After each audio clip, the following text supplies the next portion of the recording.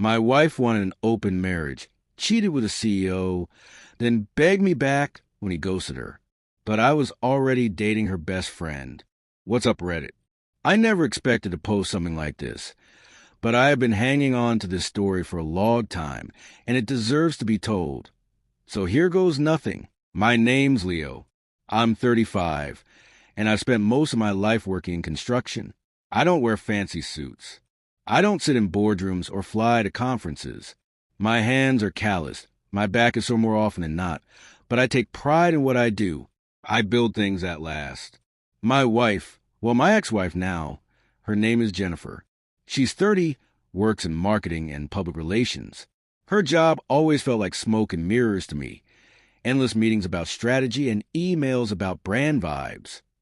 But she was proud of it, and I respected that. We were different, sure, but for a long time, we made it work. She'd come home talking about influencer campaigns while I washed off the dust from laying concrete. Our worlds didn't always overlap, but we met in the middle. At least, that's what I thought. It all started after she went on a girls' trip to Dallas. She came back different. She was glued to her phone, laughing at texts I never saw, dressing up more, staying out later. At first, I brushed it off. Maybe she was just decompressing from work. Maybe she was going through a phase. But then came the Tuesday night I'll never forget. I was cooking eggs in the kitchen when she leaned against the counter, arms folded, eyes serious. "I think we should try an open marriage," she said. I laughed out loud.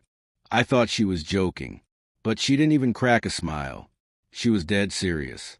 She went on about how people aren't meant to be confined, how we can grow more we explore, and how it doesn't change our love, it just expands it.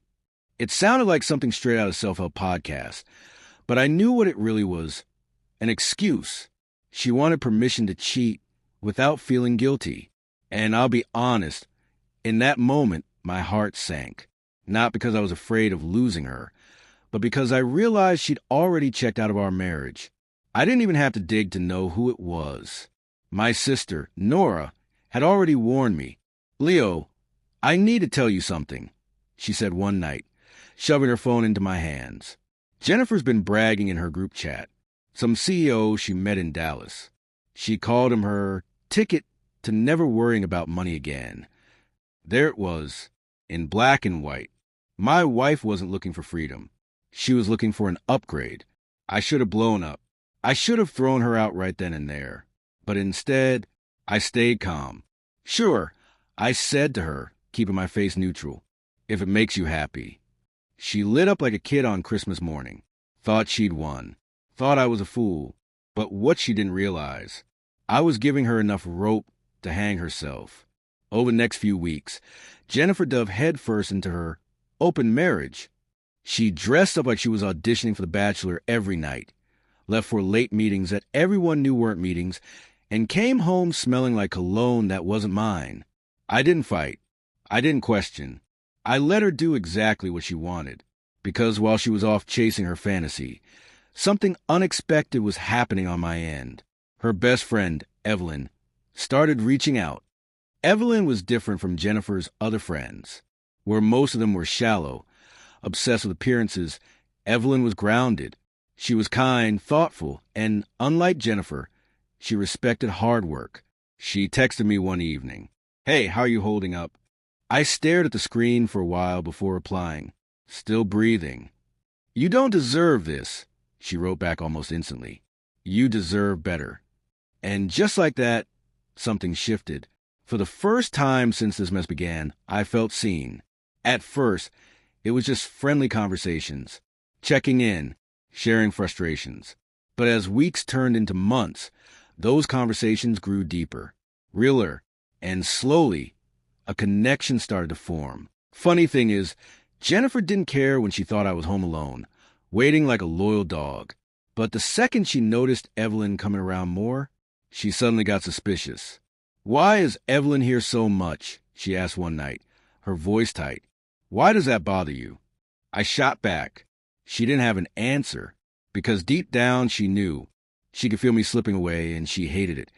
And then came the sweetest part. Karma. Her big shot CO started fading. At first, it was longer response times, then canceled plans, then finally nothing.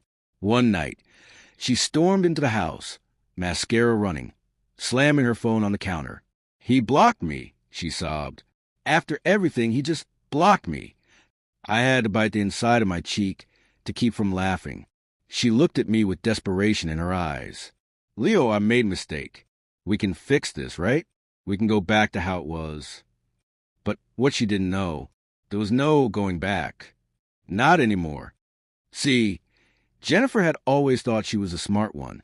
But when we got married, my father, a man who built his own business from the ground up, insisted we sign a prenup. At the time, Jennifer brushed it off, thinking it was just a formality. But now, that prenup was ironclad. The house, my savings, everything I worked for, all protected. When she realized she'd be leaving with nothing but her clothes and her Instagram followers, the color drained from her face. "You can't do this to me," she whispered. "I'm not doing anything," I said calmly. "You did this to yourself." But the real kicker? The neighborhood barbecue. By then, Evelyn and I were official.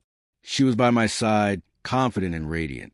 And everyone knew what Jennifer had done. Word travels fast when you brag about bagging CEO, only to end up dumped and divorced. Jennifer showed up, trying to act casual, but the whispers followed her everywhere. She watched as Evelyn and I laughed with friends, holding hands like a couple that actually respected each other. The look on her face, a mix of rage, regret, and humiliation, was worth every ounce of pain she put me through. Today, I'm free. I've got my dignity, my savings, and someone by my side who actually values me for who I am, not for what I can provide or who I know. Jennifer? Last I heard, she's bouncing between short-term flings, still chasing a lifestyle she thought that CEO would give her. But she'll never find it, because she doesn't know how to value what's real. And me?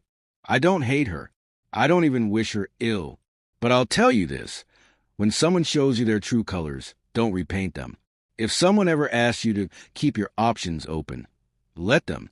Just don't be there waiting when they realize the grass wasn't greener. Because sometimes the sweetest revenge is simply moving on with someone better. And that's just one of the countless tales where betrayal meets karma head-on.